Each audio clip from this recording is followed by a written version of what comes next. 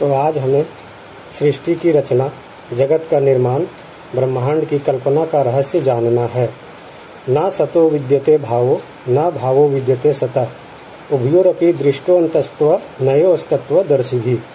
असत कभी प्रकट नहीं होता, सत कभी नष्ट नहीं होता, अभाव से भाव नहीं होता। तो सृष्टि बनने से पहले कुछ तो था जो चेतन था, किंतु निष्क्रिय अवस्था में जड़ रूप में अति सूक्ष्म किंतु बहुत विशाल था। मोलिक्यूल जैसा कुछ था। वह इटर्नल और इनफाइनाइट ब्रह्म, परम ऊर्जा, परमात्मा था।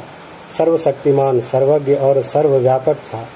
कारण पदार्थ था, मूल उपादान पदार्थ था। सृष्टि विनाश के बाद यही बचता है। अब इस पदार्थ में हलचल होती है, स्पंदन होता है। ऐसा वह स्वयं की इच्छा और प्रयोजन से किसी अन्य चेतन के लिए करता है, जो इसका योग कर सके, भोग कर सके। आसान भाषा में बोले तो ब्रह्म अव्यक्त रूप में रहते हैं, इच्छा अनुसार व्यक्त करते हैं।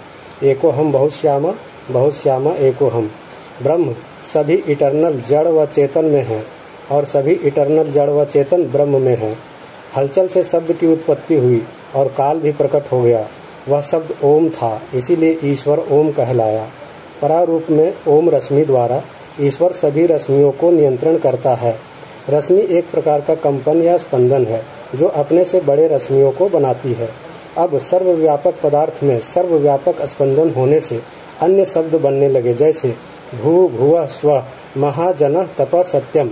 ये सब व्याहृति रश्मियाँ या शब्द हैं, जो इनका व्यवहार ऐसा है कि ये अपने से दूसरे को आकर्षित करती हैं और शब्द बनता है। अन्य शब्द और फिर मरुद एवं प्राण रश्मि बनने लगे। हिम और भीम ध्वनि उत्पन्न हुई। सूत्र आत्मा वायु इसके बाद बनता है, जो सभी को जोड़ने का काम करता है। मिलते हैं अगली वीडियो में। जय हिंद।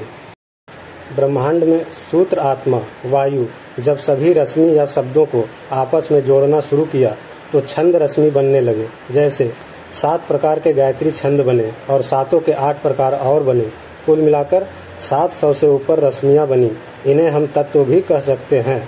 गायत्री, उष्टिक, अनुष्टुप, बृहति, पंक्ति, त्रिष्टुप और जगति, यह 7 प्रकार के छंद या तत्व 7 रंग के प्रकाश को बनाते हैं। जैसे सफेद रंग का प्रकाश गायत्री है, लाल रंग का प्रकाश है तो त्रिष्टुप छंद है, नीला रंग का प्रकाश है तो पंक्ति छंद है। ऐसे ही अन्य रंगों के छंद हैं। फोटोन, जिसमें प्रकाश का गुण है, जो प्रकाश का सबसे छोटा कण है, उसमें भी 360 प्रकार के छंद हैं। फिर आकाश तत्व बनता है, यह मार्ग या माध्यम का कार्य भी करता है। फिर वायु तत्व बनता है, यह बल देने वाला होता है, स्पर्श करने वाला होता है। फिर अग्नि तत्व बनता है, फिर जल तत्व और अंत में पृथ्वी तत्व बनता है। इसे एक दूसरे तरीके से भी जानते हैं।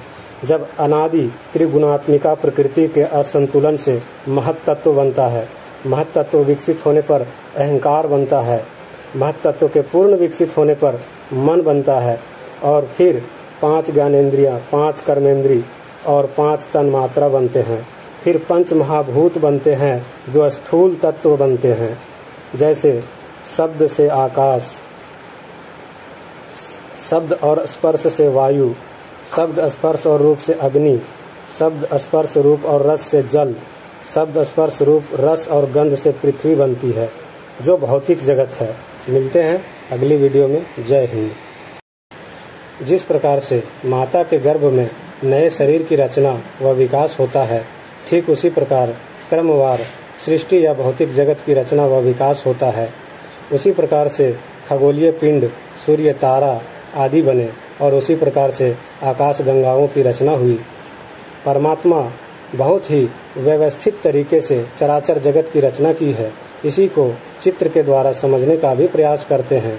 परमात्मा ने मनुष्य की प्रथम पीढ़ी को, जो उत्तम व मुक्त आत्मा थे, सबसे श्रेष्ठ थे, उन्हें ऋषि और ऋषिका के रूप में भूमि से रचना की।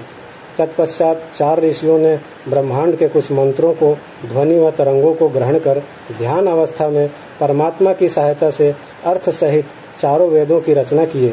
अग्नि ऋषि ने ऋग्वेद की रचना की, जो ज्ञान कांड है। वायु ऋषि ने यजुर्वेद की रचना की, जो कर्म कांड है। आदित्य ऋषि ने सामवेद की रचना की जो उपासना कांड है, और अंगिरा ऋषि ने अथर्ववेद की रचना की जो विज्ञान कांड है। इस तरह चारों ऋषियों ने यह ज्ञान ब्रह्मा जी को दिया। जय हिंद।